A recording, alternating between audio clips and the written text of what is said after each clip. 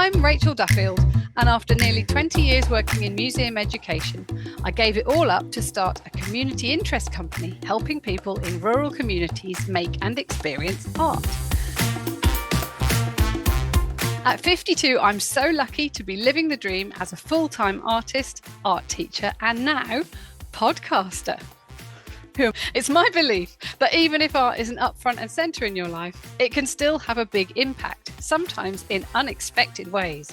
So I'm inviting people from all walks of life, some arty, some not, to chat with me about the 3 pieces of art in their life that have turned out to be memorable, special, or even life-saving. My guest today is a creative and recreational artist working in the museum learning sector. Now in a more peaceful and settled place, after recovering from mental health issues including self-harming during his journey towards figuring out he was trans, he describes himself as simply a young queer person and also a chicken dad. We'll come to the chickens later. I know him as a stalwart presence in youth activities at Ancient House Thetford, supporting staff, participants and visitors with his sensible and sensitive approach to, well, whatever gets thrown at him. Matt, welcome to Art is Good For You. And what got you into chickens? We've always just had them, like as long as I can remember, we've just had them as family pets. And I guess along the way I kind of fell in love and became obsessed to the point where they make up most of my personality nowadays. Well, that's interesting. Yeah. And they feature a lot in your art as well, don't they? Yes, a lot. A lot of portraits of my chickens. And really good ones too. They're really, I think your drawings of chickens are brilliant. Thank you. I think we draw things that we love and kind of understand the best. So I hope they're good. They Thank are you. definitely full of personality and just the right colours. I can imagine what the chicken feels like for the way you draw them. So thank you for Aw. those drawings. They lighten up my Instagram feed. I'm glad. Your chickens. Excellent. Excellent. Terrible. Sorry, not sorry, as they say. Terrible joke. The first of many, you know me. Right, okay, so we talked about, I asked you to prepare a few things for this podcast. And the first thing was your creator versus consumer ratio as an artist. So 65 creator and 35 consumer.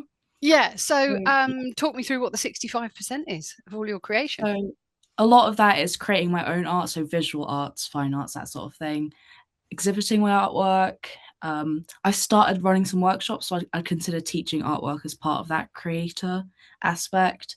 I also like writing poetry sometimes. I don't do it as much as I used to. And another thing I didn't mention to you earlier, making my battle jacket, which I'm wearing now, I kind of consider that kind of creative because I paint my own patches and sew it. Yeah, sort of really. thing. Did you make the jacket or have you just made the patches to fix to the jacket? I'm not good enough to make the jacket, but I've made most of the patches and stitching them on takes quite a while. Yeah. I saw them on Instagram and I was wondering what you meant. Were they like old-fashioned patches like you'd put on your elbows or something? But they are just like decorative patches. Yeah. Yeah. A lot of battle jackets, they're usually band patches, but they can be political and any sorts really, but most of mine are music related. Yeah, brilliant. What a lovely way to express a thing. Yeah. It's a nice little sort of nugget of art, isn't it, that you can just like create and then wear. Yeah, I think anyone can make them, which is part of the charm. Yeah. Accessibility is everything, isn't it? As we both know. Definitely. Yeah. Great. So that's your 65% creating. What about the consumption of art? What do you consume in terms of art? So in terms of art, it's visiting galleries and museums, as you know, very museum focused. Listening to music, going to gigs, and kind of just supporting other artists I know. So I've got lots of artist friends, so it's kind of like scrolling through my Instagram feed and seeing all my friends being like, I love your artwork. Yeah. Like that kind of community aspect of things. Yeah, you are. You're a very supportive person in general, I think. Okay, so I asked you to choose 3 bits of art, and the first piece is a really early memory of something arty. So it didn't have to be an artwork; it could have been just a pattern on wallpaper or something like that. But what did you pick? So it's not too early, but it's from like 11, 12, and it's an artwork that used to be displayed at Ancient House Museum, Yeah. which I think is where we met. We met at one of the museums, Yeah. and it was a portrait that was upstairs, and it was of Arthur Young and Miss John Tomlinson as children, and it was kind of them centrally. One of the children had like this cute little dog. I think it was a spaniel of some sort on the lap, and there was like, I didn't appreciate it at the time because I was quite young and didn't know all the terminology, but there's this nice contrast between the very dark background, including in which there's like this parrot hiding, and Mm. like the high contrast, like the high key of the children, like that Mm. really spoke to me to the point where anytime I went upstairs in the museum, I had to kind of stay and stare at it a little while. And I really miss it. It's not on display at the moment. I'm not sure Yeah. where in store it is at the moment, but No, yeah. well, it'll be I really safe miss and that sound one. somewhere, I'm sure. I remember that picture as Definitely. well. It's a really nice picture. And I don't Yeah. think you need the terminology to be able to appreciate Yeah, it anyway. And definitely. I think 11-year-old you was probably just going, oh, what a lovely picture.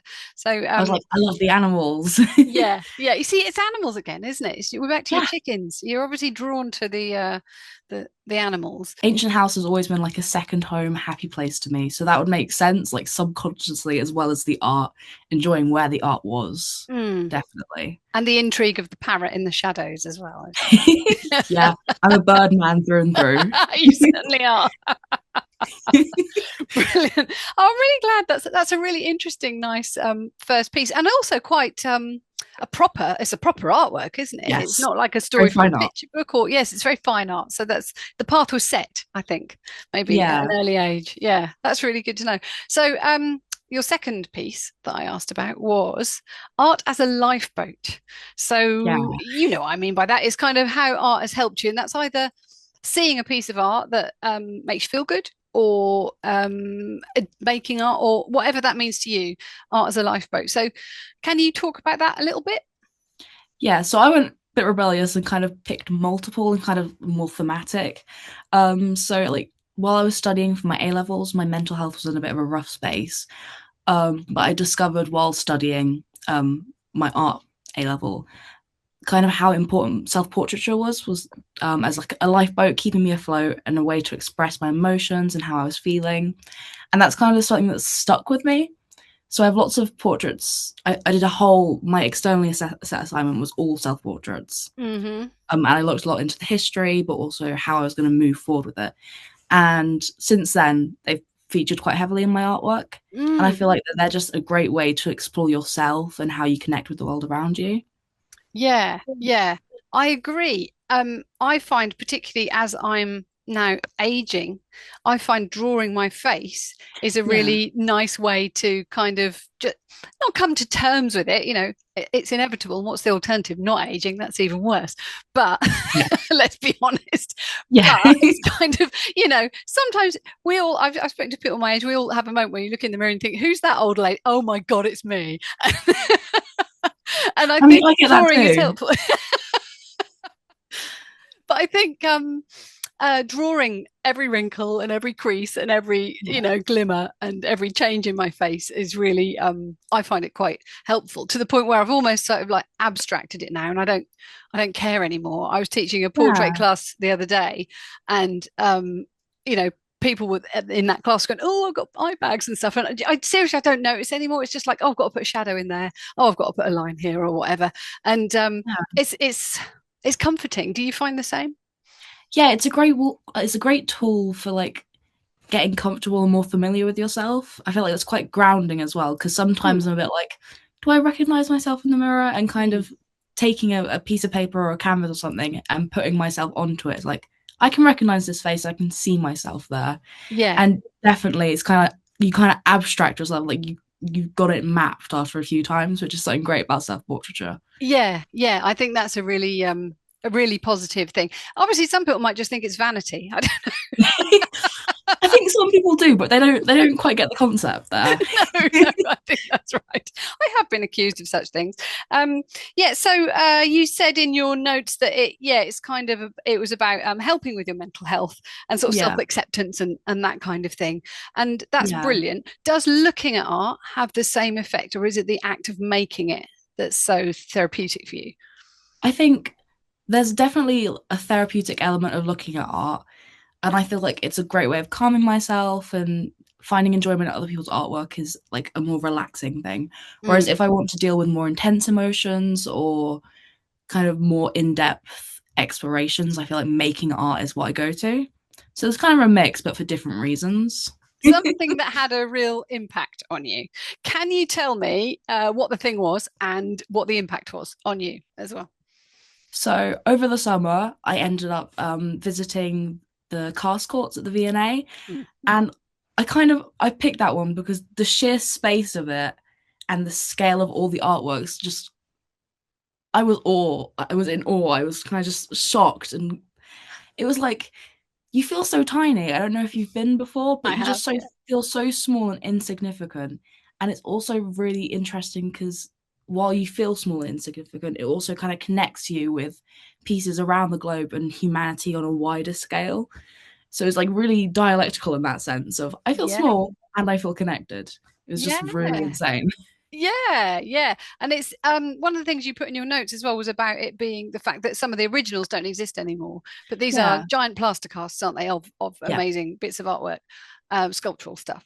And so we've still nobody would know about the originals if we hadn't made yeah, these casts at some point, which is that's a weird thing to get your head around as well, isn't it? yeah. It's like a way of capturing things that are no longer with us. It's kind of eerie, but also it's really exciting. It's like we haven't lost these. We have them here, but not quite here. Yeah. It's weird. Something to wrap your head around for Yeah, sure. I think so. I think it gives me kind of Weeping Angel vibes somehow. Something that's Yes. alive and not alive at the same time. And I don't know why that is because they are not angels. They're not weeping and they're not moving, but it's the same weird, spooky thing that's alive and not alive at the same time. Yeah. Or And they here are and not here. sculptural and Hmm. quite a few of them are like sculptures of people, so I kind of get the connection.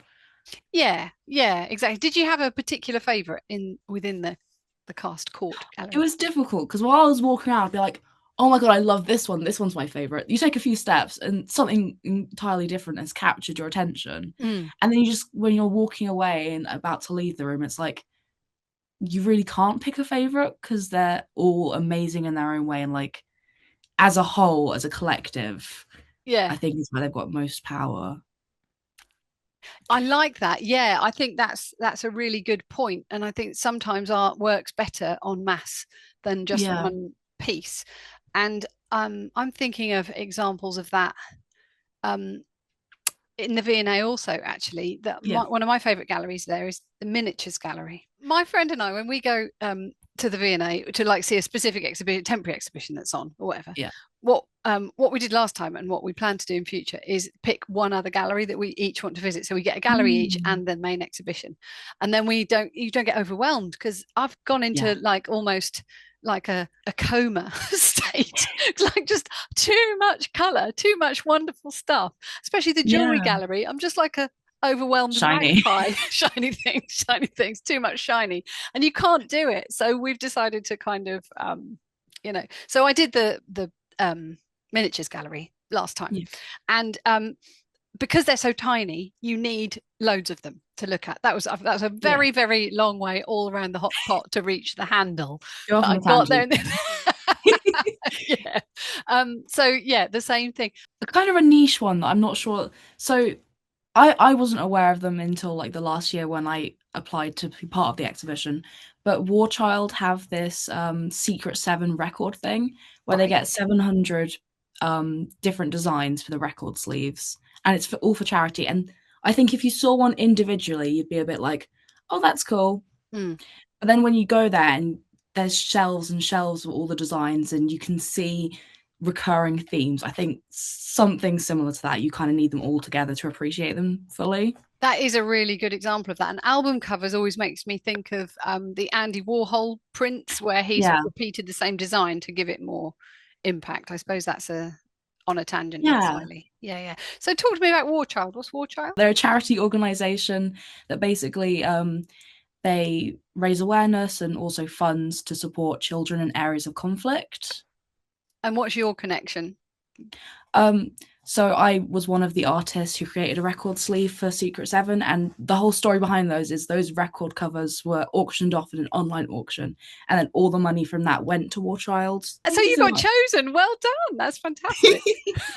I love that idea of feeling insignificant but also connected. Yeah, that's a really nice thought, and I like that. And you can make art around that concept, couldn't you? Yeah, like definitely. A tiny, like a drop in the ocean kind of feeling. So talking of galleries, my final question to you is the one I don't know the answer to. What would you steal if you could get away with it? What would you steal? So I've gone rebellious here again. It's Good. not at all feasible, and it might not even count because it's the Berlin Wall, which is technically not one artwork because it's the East Side Gallery collectively, and there's no way I could steal all of it because it's massive. But I think it's just so significant culturally, historically, in terms of art as well, and it kind of combines a lot of my interests because I like art, I like history, I study German for A-level, so it's kind of like everything in one. But again, I could never do it. Yeah, but you can in this world, because in the art is good for you world, you can have whichever one you like.